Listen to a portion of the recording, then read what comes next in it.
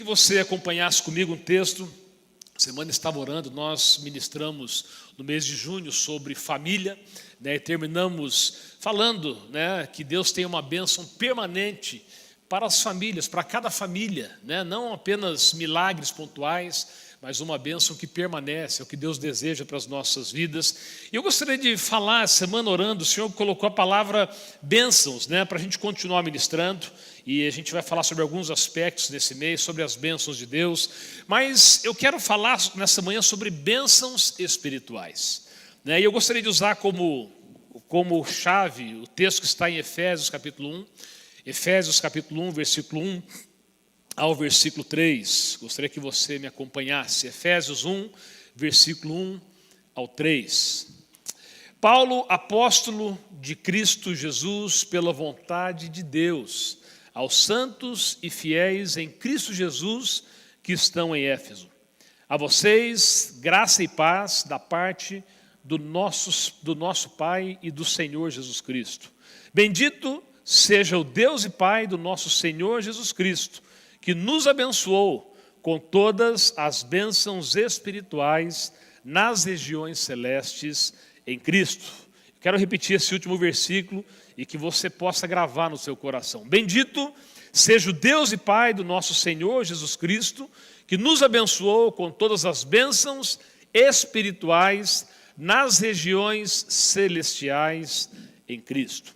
Quem escreve essa carta é o apóstolo Paulo. Ele estava preso na cidade de Roma, né? E aqui ele escreve a uma das igrejas mais proeminentes da Bíblia. A gente muitas vezes acha que a igreja talvez mais relevante foi a igreja de Jerusalém, mas o fato é que a igreja mais relevante acabou se tornando a igreja em Éfeso. Éfeso era uma cidade cosmopolita, uma cidade grande, uma cidade que ficava à beira do mar, né? Ela cresceu muito e o que chamava mais atenção nessa cidade de Éfeso era o templo à deusa Diana, né, um templo onde as coisas giravam em função desse templo, e as pessoas, existiam prostitutas cultuais e tudo aquilo que você compra muitas vezes em cidade, né, aqueles símbolos de cidade, tinha tudo a ver com o próprio templo de Diana na cidade de Éfeso. E mesmo assim, a cidade de Éfeso, ou a igreja em Éfeso, se tornou uma das igrejas mais relevantes, ao ponto de o apóstolo Paulo escrever essa carta da prisão, né? E essa carta era uma carta que inicialmente foi direcionada a essa igreja, mas ela, na verdade, era uma carta que se aplicava, como se aplica para nós até hoje, que ela deveria ser lida também nas demais igrejas, né, que o apóstolo Paulo ele havia plantado e que estavam proclamando o nome de Cristo. Ela foi escrita mais ou menos no ano 50 depois de Cristo. Como eu estava falando, essa é uma carta que ela fala muito sobre as doutrinas, ou a doutrina da igreja. E é interessante que o apóstolo Paulo, depois que ele tem aquele ponto inicial de cumprimentar as pessoas, dizer que ele era um apóstolo enviado pelo Senhor, esse versículo 3 é um dos versículos assim mais tremendos da palavra de Deus. Ele já começa trazendo uma revelação e algo que tem que assim chegar nos nossos corações como uma revelação de Deus para a nossa vida, para o nosso dia a dia, né?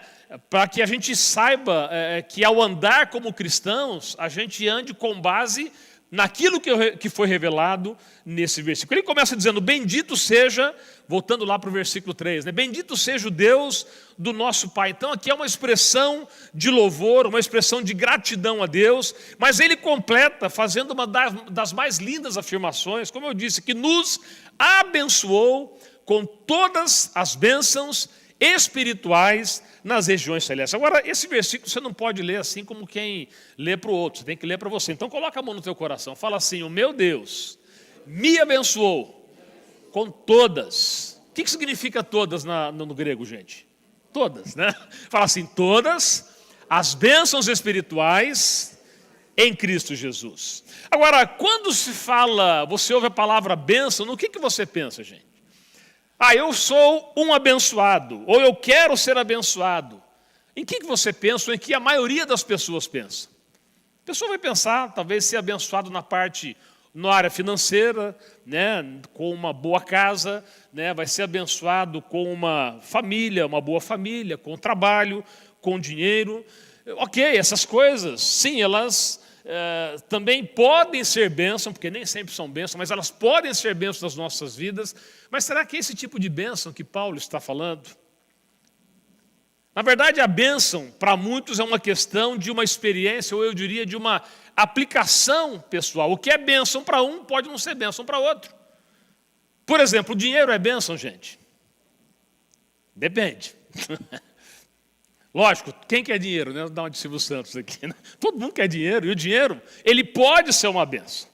Agora, quando que o dinheiro é bênção? Quando ele nos leva a servirmos a Deus com fidelidade, com generosidade, com altruísmo, né? Tendo uma vida onde você não retém apenas para você, mas você é um abençoador.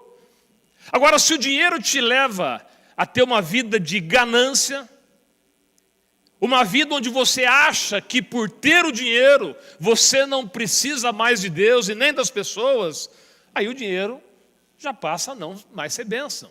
O apóstolo Paulo diz em 1 Timóteo capítulo 6, versículo 10, pois o amor ao dinheiro é raiz do quê? De todos os males.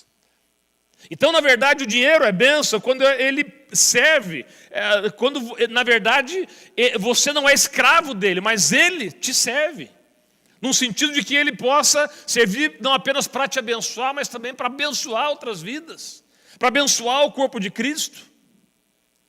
E voltando nesse versículo de 1 Timóteo 6,10, diz assim, o amor ao dinheiro é a raiz de todos os males, e olha só o que diz, algumas pessoas por cobiçarem o dinheiro, desviaram-se da fé e se atormentaram a si mesmas com muitos sofrimentos. Então, veja bem, o dinheiro é bênção se aplicado da maneira certa. Cachorro é bênção, gente?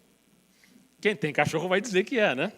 E aí eu tenho que lembrar de uma história, eu me lembro, né? Não sei se eu já contei aqui, mas eu me lembro que um dia eu chego em casa e eu tenho uma surpresa da volta da viagem. Esse detalhe eu não me lembro. O pastor lembra dos detalhes que eu não me lembro, né? Mas eu me lembro que os meus filhos, com a cumplicidade da mãe dos meus filhos, né? Quero deixar bem claro, eu chego em casa e tem um pacote lá em casa, né?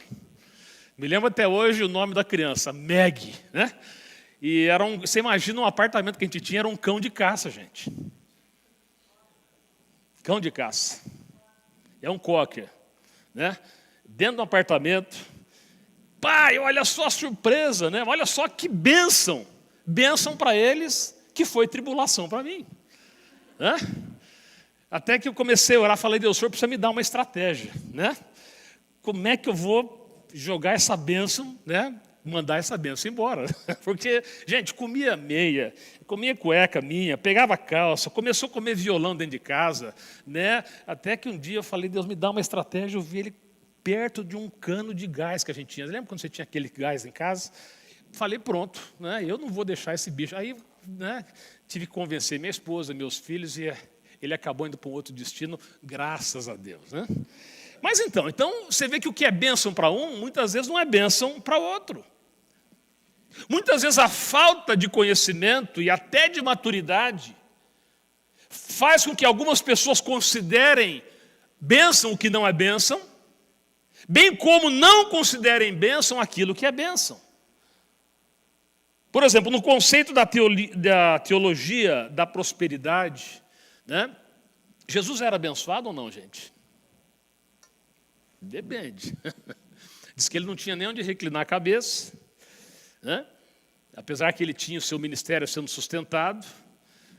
E, enfim, ele foi alguém que, se você vê a vida de Jesus, né, quando ele terminou a sua vida natural nessa terra, naturalmente falando, dos 12 que ele discipulou, só tinha um que estava lá diante da cruz, que era o apóstolo João.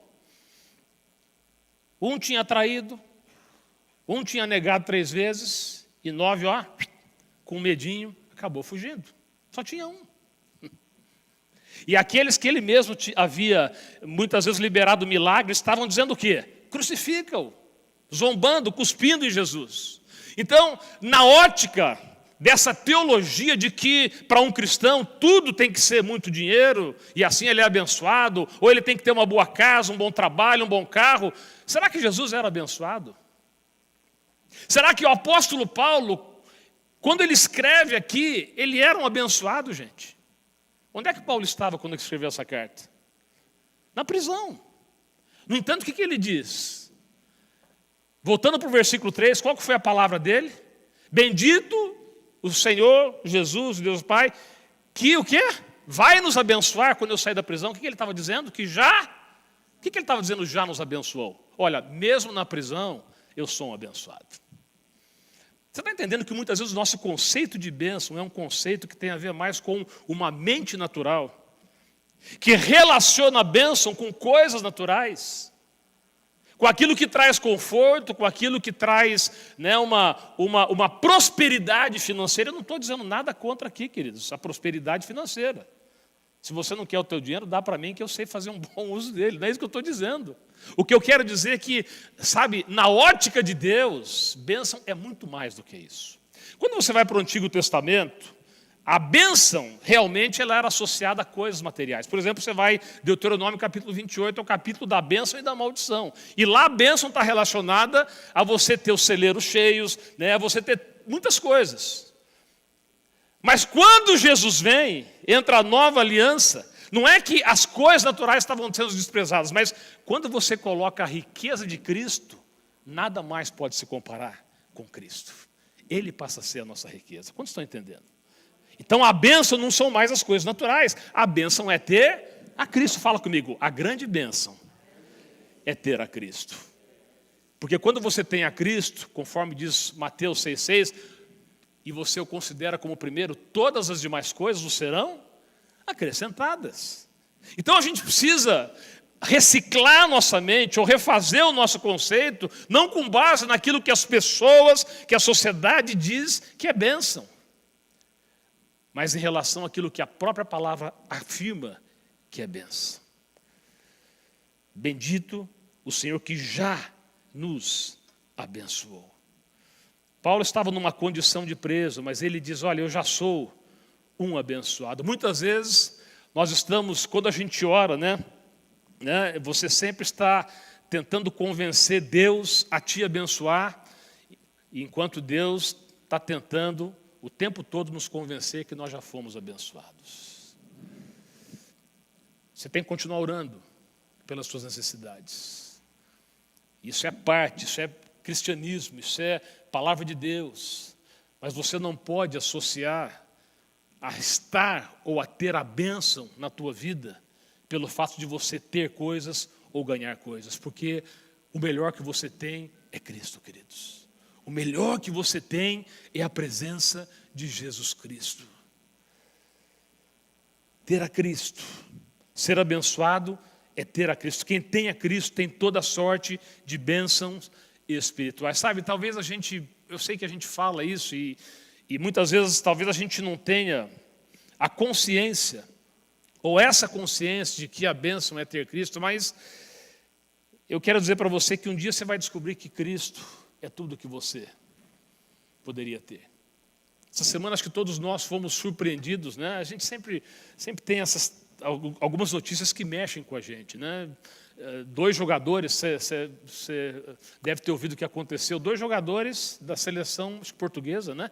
Ou um deles era de um dos times mais ricos do mundo, que é o Liverpool, né? E eles estavam indo de um lugar a outro de carro, porque a recomendação é que ele não poderia viajar de avião, porque ele poderia ter algum problema físico. E nessa viagem, ele estoura o pneu, estava ele e o irmão dele, que eram 2 jogadores, 2 grandes jogadores, e o carro bate, explode, os 2 morrem carbonizados. Uma tragédia, gente. E eu estava lendo um pouquinho, só o carro dele custava mais de 5 milhões de reais, uma Lamborghini. E aí você fica, quando você vê essas coisas, eu não estou entrando aqui em juízo porque eu não conhecia eles, mas toda vez que eu me deparo com esse tipo de notícia, eu penso, o que valem os tesouros da terra, como foi falado hoje? Que a traça e a ferrugem consomem, como diz também em Mateus 6, se Jesus não se tornar o Senhor das nossas vidas. Porque quando os teus olhos e os meus se fecharem para essa vida, se Jesus não vier antes, tudo que vai ter importado é Cristo dentro de você. É a decisão que você fez por Jesus. É o que você construiu para Jesus nessa terra. Então, quando a gente entende isso, o nosso conceito de bênção ele tem que mudar. É por isso que quando fala de bênção aqui, não está dizendo bênçãos, que Deus nos abençoou com toda a sorte de bênçãos materiais, mas de bênçãos o quê? Espirituais. Eu vou trazer um pouco mais de desconforto para você, eu vou falar sobre as bênçãos espirituais, porque Paulo fala, mas há um versículo, se você já está um pouquinho desconfortável com o que eu falei, então, eu posso te deixar um pouquinho mais desconfortável? Coloca para mim Salmo 119, 71, olha o que o salmista diz. Salmo 119, versículo 71. O que está dizendo aí, gente? Será que está na Bíblia esse versículo? Foi-me bom para mim ter sido o quê? Aliás, aqui tem o termo castigado, mas a NVT, uma tradução, acho que é na NVT, diz assim, o sofrimento foi bom para mim. E aí continua, pois me ensinou a dar atenção aos teus decretos. Esse versículo diz, foi-me bom ter sido castigado para que aprendesse os decretos. Isso pode deixar, o sofrimento foi bom para mim. A Almeida atualizada diz assim, se der para colocar a Almeida atualizada, foi bom que eu tivesse passado por aflição, gente. Fala comigo, sofrimento, aflição, castigo. Agora quem pode dizer, é bom. Quem gosta aqui de sofrimento, gente? Só se for masoquista, eu não gosto. Mas por que muitas vezes é bom e é bênção passar por sofrimento? Porque muitas vezes o sofrimento ele é pedagógico. É ali que você muitas vezes, sabe, qual que é mais fácil você buscar Deus quando tudo vai bem ou quando algumas coisas não estão tão bem? Fala sério. Às vezes você está sem dinheiro no banco, você perdeu o emprego, você começou com um problema com o filho, problema na família, aí você corre para orar, você corre para se aconselhar com o pastor ou com o líder, você corre para fazer... Por quê? Porque muitas vezes o sofrimento é que te leva a tomar atitudes que muitas vezes, tendo abundância, você não faria. Uma vez eu preguei sobre o dia da dificuldade, mas também eu preguei sobre o dia da fartura. O pior problema não é o dia da dificuldade, muitas vezes, é o dia onde você está faltando as coisas. E muitas vezes o sofrimento é bênção e Deus até permite para provar o nosso coração. Você vê que algumas coisas não casam com aquilo que a gente ouve por aí, né? Porque o que você ouve por aí muitas vezes é que o cristão, ele só é abençoado quando ele tem mais, quando ele pode mais, quando ele tem status. E eu quero afirmar, né? Não estou falando contra isso. Mas o melhor que nós temos é Cristo, tendo muito ou tendo pouco. Passando por tempos onde a maré está a favor, ou onde você muitas vezes está passando por sofrimento, queridos. Por situações difíceis. Porque aí você aprende a depender mais do Senhor. Quais são as bênçãos espirituais que Deus tem para nós? Quando a gente fala sobre bênção, interessante que, voltando ao versículo 3 de Efésios 1, fala que nós somos abençoados com o quê? Com algumas bênçãos? Não, com toda sorte. Toda sorte, só que ele remete o que? A bênçãos espirituais. Então eu quero colocar, se der tempo, semana passada não deu tempo, mas hoje eu creio que vai dar, né? Mas eu quero colocar 4 bênçãos que esse capítulo 1 de Efésios, ele traz para nós como bênção espiritual. A primeira bênção, né, que eu quero colocar aqui é a bênção de ser escolhido. Olha o que diz aqui o versículo 4 de Efésios 1. Na sequência, nós lemos o 3, aí no 4 ele continua. Porque Deus nos escolheu antes da criação do mundo para sermos santos e irrepreensíveis em sua presença. Ontem nós tivemos um dia lá na chácara, né? E eu me lembro que semana passada o pessoal falou, vamos fazer uma gincana, né? E eu já respondi, vamos fazer uma gincana, mas eu falei, no máximo eu sirvo para ser um juiz, né? Por quê? Por 2 coisas. Primeiro porque às vezes uma gincana onde o pessoal vai se dedicar aos esportes, né? Na minha idade ou na minha condição, já não dá para competir com o pessoal mais jovem. E em segundo lugar, para não ficar com aquele sentimento ruim de não ser escolhido, né, gente? Quem já jogou futebol aqui? Que você era o ruim da turma, né? Eu me lembro que na minha época, assim, o cara que era ruim, sabe o que ele fazia? Ele tinha que levar a bola. Porque daí ele fala, ou eu entro, ou vocês não vão jogar futebol, né? Então, é difícil, né? Aquela sensação de você não ser escolhido é uma sensação muito ruim. A primeira bênção, o casamento, quem é casado aqui? Qual que é a primeira bênção do casamento? É a bênção de ter sido escolhido, gente. Minha mulher podia ter casado com qualquer outro, mas fui eu, né? Fui Joe. Eu não sei se no dia que ela me escolheu, ela bateu a cabeça, o que aconteceu, né? Mas o fato é que eu fui escolhido. Glória a Deus, né? Ou ela chegou naquele ponto, não tem, só tem tu, então vai tu mesmo, né? Então, mas eu fui escolhido. Quem foi escolhido aqui, né?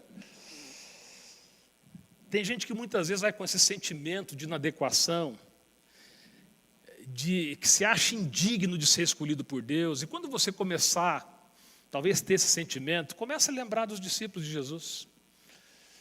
Os 12 que foram escolhidos por Jesus. Ou se não quiser lembrar dos 12, lembra de Pedro, gente. Pedro é um cara que a gente sempre fala, mas é aquele cara que se a gente não tivesse visto a obra de Deus na vida dele, você nunca ia convidar para ser o teu amigo, né? Ou para ser o teu companheiro de ministério. Era um cara instável, um cara rude, um cara que falava bobagem, falava fora de hora. Que ao mesmo tempo que ele estava lá dizendo, tu és o Cristo, Filho de Deus, e era elogiado, no momento seguinte ele falava uma bobagem e Jesus chamava ele de diabo. Era assim, esse era Pedro. E esse foi um cara escolhido por Jesus. Então olha para essas pessoas. Sabe o que significa ser escolhido? Que a escolha de Deus ela foi consciente, ela foi intencional.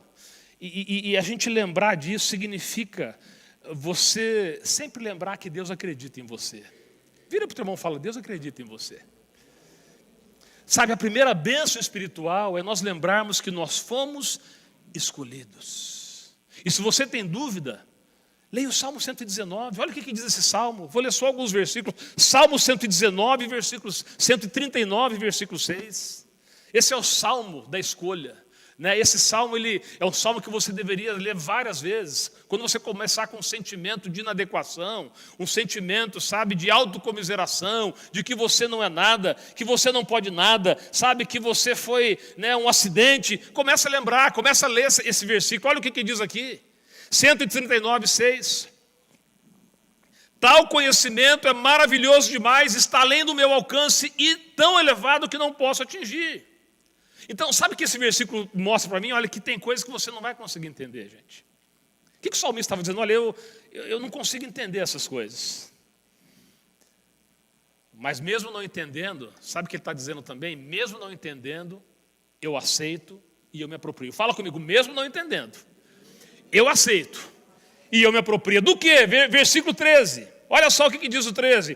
Tu criaste o íntimo do meu ser e me teceste no ventre da minha mãe. E eu te louvo. Amados, esse é um salmo onde ele está se derramando para Deus. Eu te louvo porque me fizeste de um modo especial e admirável.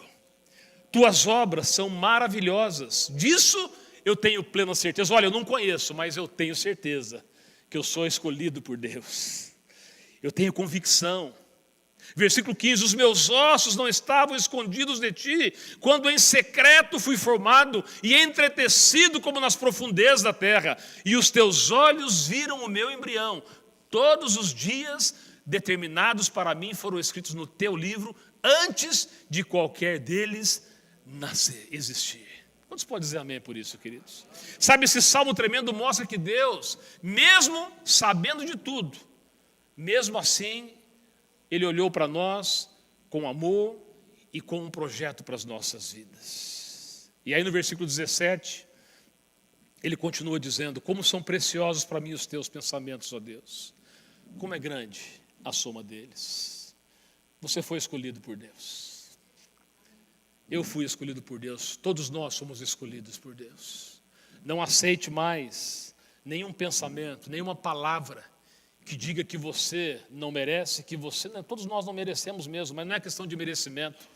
É questão de graça de Deus. Escolha é uma questão não de merecimento, mas de graça. Da graça de Deus, o favor imerecido. Eu e você fomos escolhidos por Deus. A segunda bênção que esse texto me traz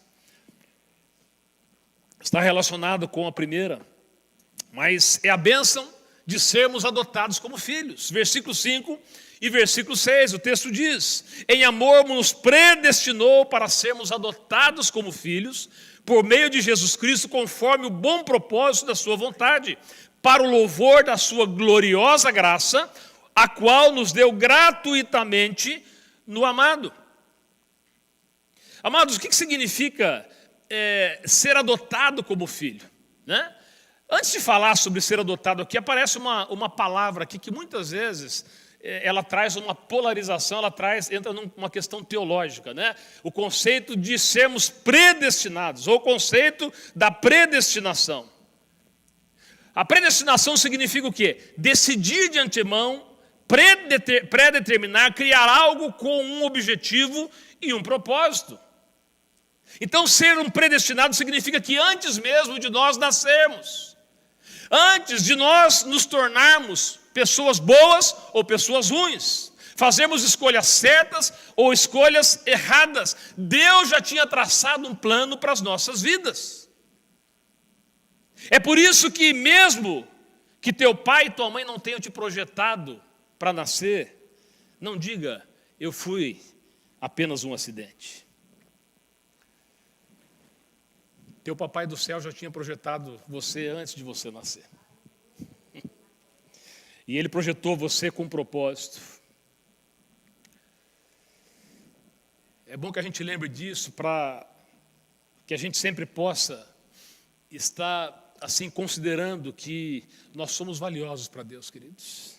E que há um propósito divino para as nossas vidas. E como eu disse, sempre que aparece a palavra predestinação, surge uma questão doutrinária. Né? Eu sou da predestinação, eu sou calvinista, e o outro diz, eu sou do livre-arbítrio, eu sou arminiano. O que nós cremos como igreja? Porque é importante que você saiba. Em primeiro lugar, a palavra de Deus fala em 1 Timóteo 2,4 que Deus deseja que todos os homens sejam salvos e chegue o quê? Ao conhecimento da verdade. Então, em primeiro lugar, nós cremos que Deus, Ele deseja o quê? A salvação de apenas alguns? Ele deseja a salvação de quem? De todos. Porque tem aquela ideia, não, Deus já predestinou alguns para a salvação e outros para a condenação. Eu não creio nisso, de forma nenhuma. Deus nos predestinou a todos para que fôssemos salvos. Para que tivéssemos um propósito. Então, em primeiro lugar, Deus deseja a salvação de todas as pessoas. Mas o fato é que, em segundo lugar, Deus deu a cada um o quê? O livre-arbítrio. O poder de escolha. Para decidir se ele deseja ou não servir a Deus. Então, mesmo que Deus deseja que todos se salvem, todos vão salvar? Infelizmente não. Por quê? Porque é uma questão de escolha. Alguns decidem se render a Deus e outros decidem continuar rendidos ao pecado, ao diabo, às coisas do mundo. Em terceiro lugar, queridos, predestinação. E aí a gente tem que entender um conceito bíblico, tem sempre como base o pré-conhecimento de Deus de todas as coisas. Por exemplo, Deus sabe o que vai acontecer amanhã na tua vida ou não? Ele sabe. Ele sabe qual vai ser a minha decisão daqui a um ano em relação a, sei lá, qualquer coisa? Ele já sabe. Mas a minha pergunta para você, ele determina o que eu vou decidir daqui a um ano? Uma coisa é saber, outra coisa é determinar. Então, Deus, um conceito que tem na Bíblia é que a predestinação tem como base o quê? No pré-conhecimento de Deus e não na determinação de Deus de que vai ser assim ou assado. Porque se Ele nos deu o livre-arbítrio, a escolha é nossa, sim ou não, queridos? Olha só o que diz a palavra, e eu quero trazer um esclarecimento para você. Eu acho importante porque esse ponto às vezes surge. Então, 1 Pedro 1, versículo 1, olha o que diz aqui. Esse versículo talvez traga clareza para você sobre o que eu estou dizendo. 1 Pedro, capítulo 1, versículo 1. Olha o que o apóstolo Pedro diz aqui. Tem uma outra palavra aqui que muitas vezes chama atenção. Paulo, apóstolo de Jesus Cristo, aos eleitos de Deus. Então eu sou eleito, outro não é eleito. Você vai entender agora o versículo. E ele diz assim, peregrinos dispersos no Ponto, na Galácia, Capadócia, província da Ásia e da Bitínia, escolhidos de acordo com o quê? Com o pré-conhecimento. Então, como Deus te conhece, Ele sabe o que vai acontecer, mas não que Ele determine. Então, Ele sabe, então tem coisas que Ele já estabelece de acordo com o quê? Com o pré-conhecimento daquilo que você mesmo vai escolher.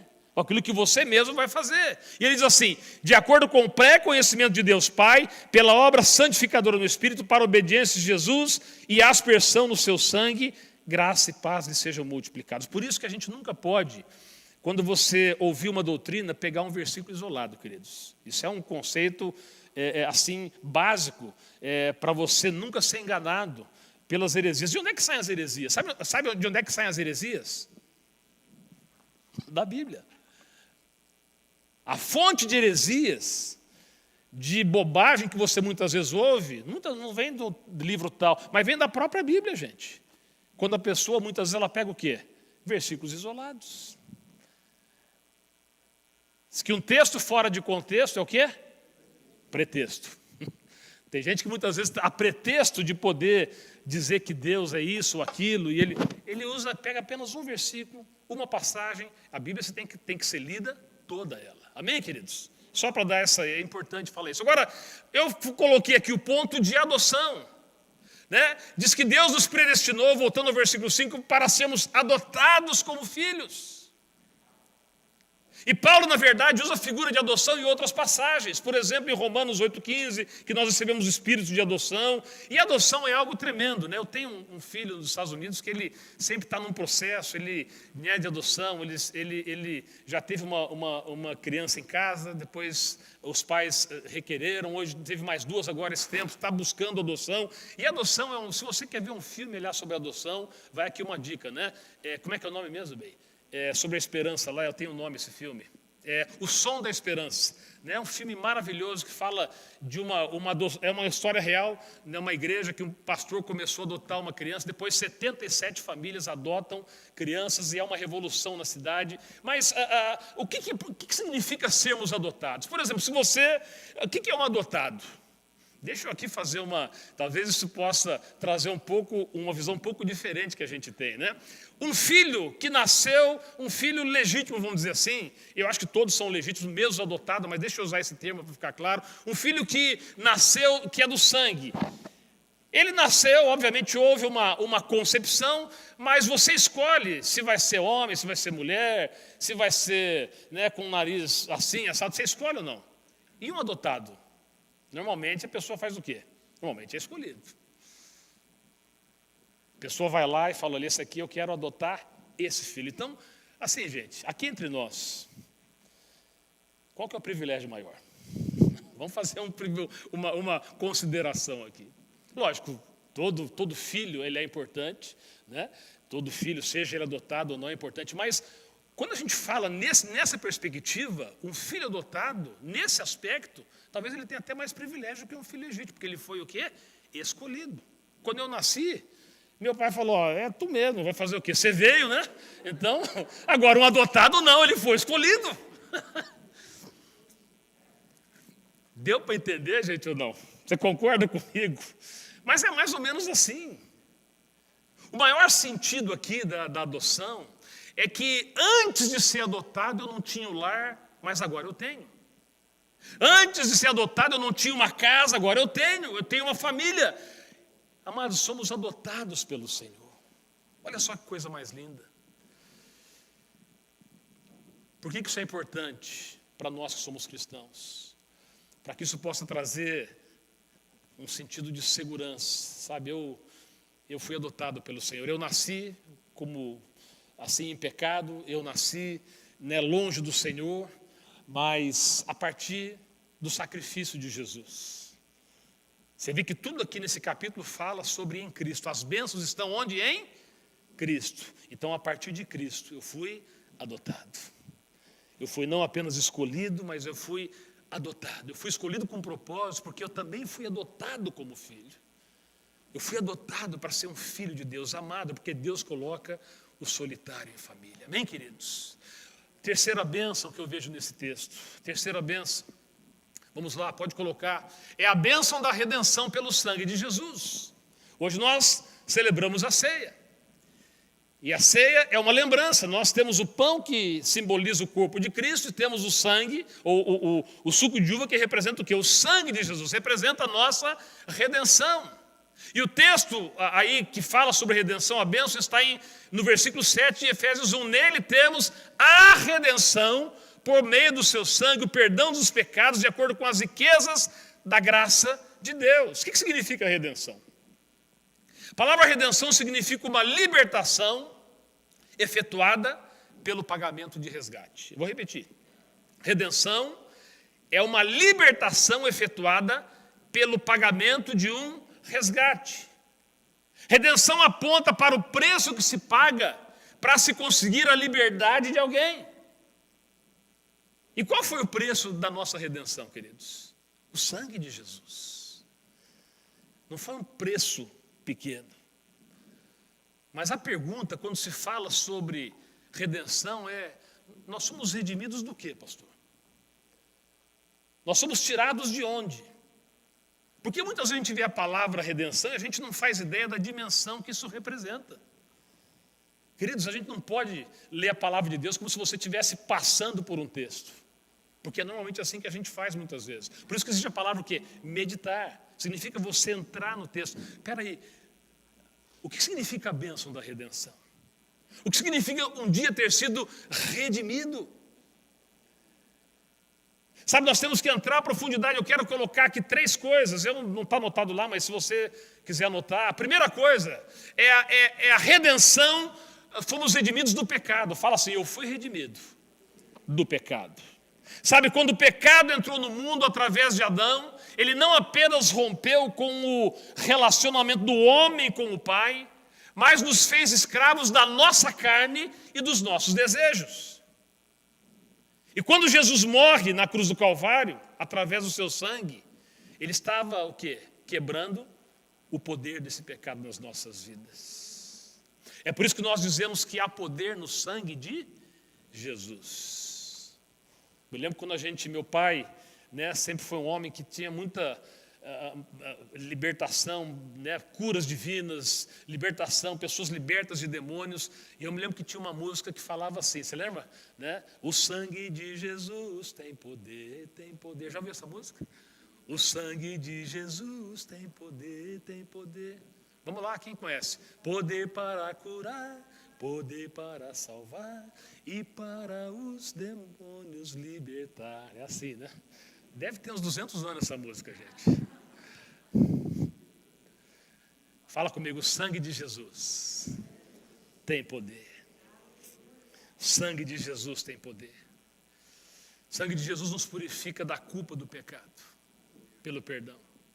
O sangue de Jesus nos liberta da escravidão também, do poder do pecado. Sabe o que significa? Que muitas vezes a gente, quando fala sobre sermos redimidos do pecado, a gente pensa em perdão do pecado.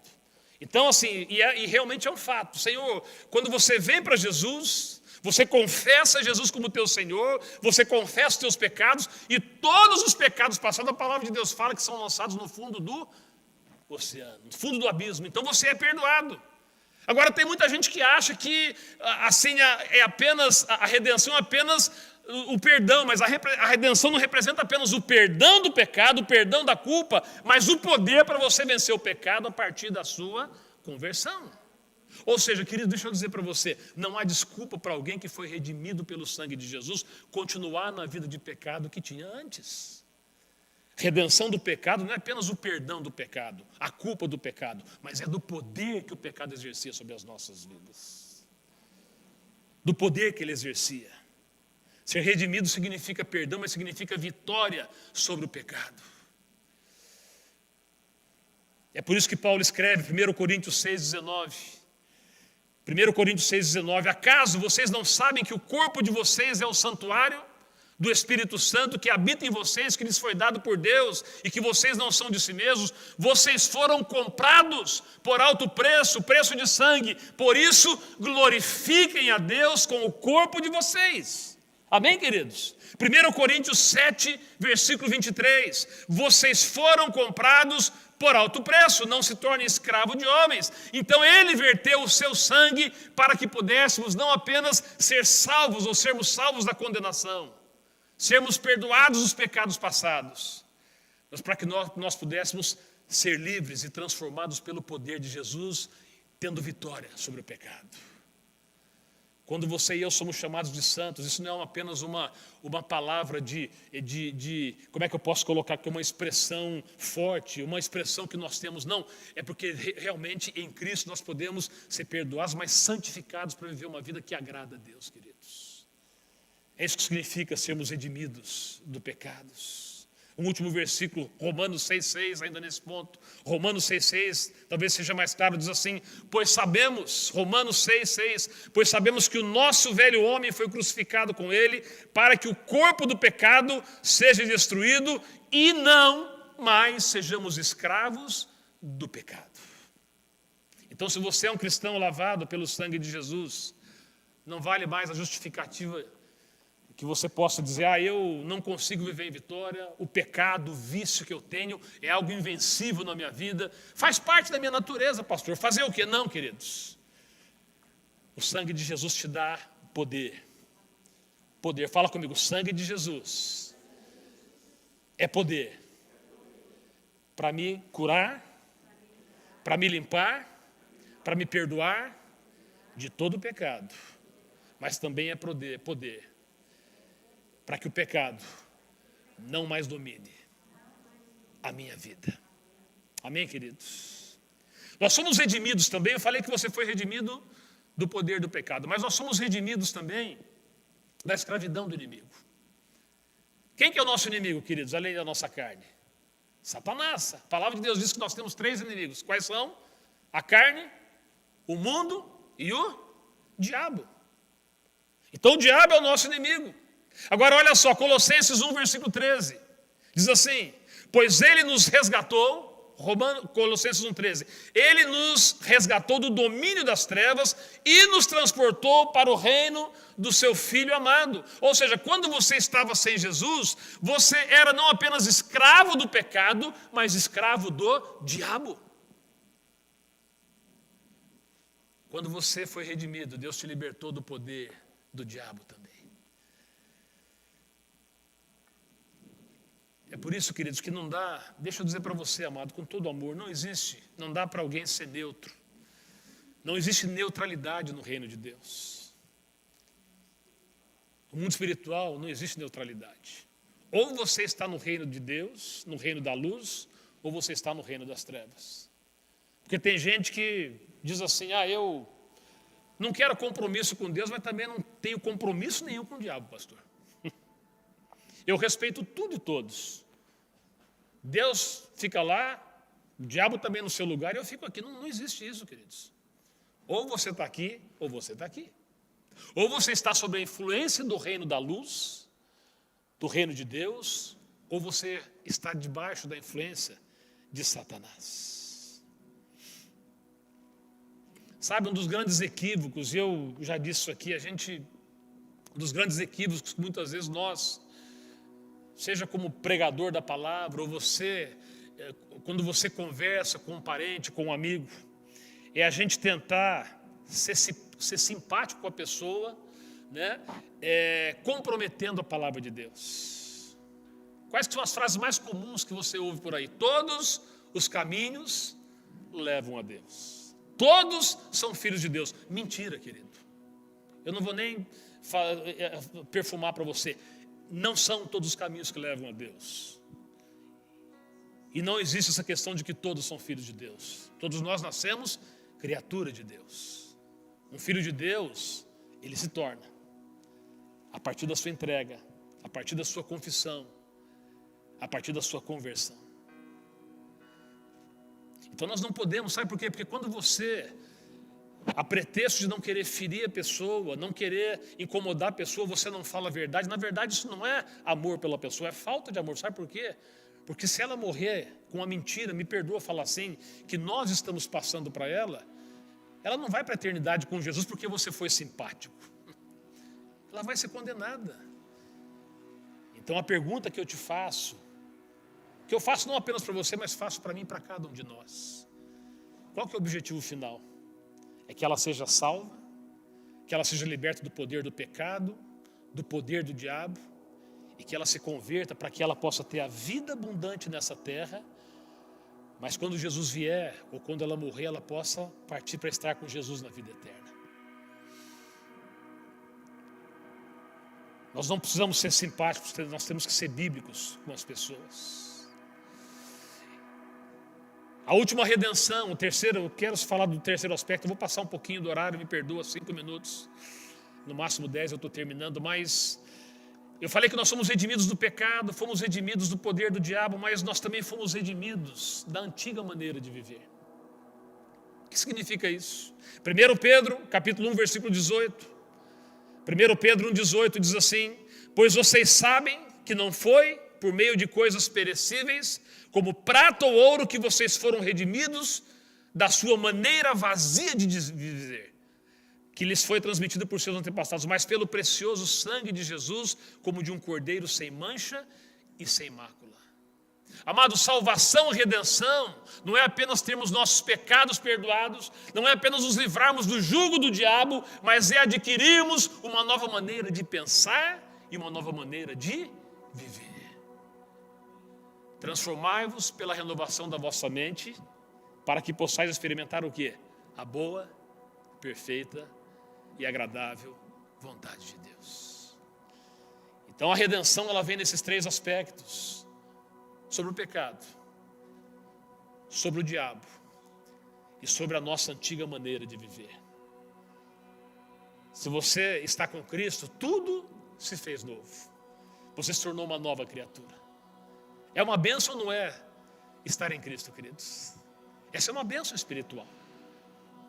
Em último lugar, a última bênção, e eu termino com essa quarta bênção, é a bênção de sermos herdeiros de Deus. Eu coloquei aqui o texto da NVT, que ele é mais fiel àquilo que a tradução, o original diz, né? A NVI não dá. Então, a NVT diz o seguinte: além disso, versículo 11 de Efésios 1, eu termino com esse texto.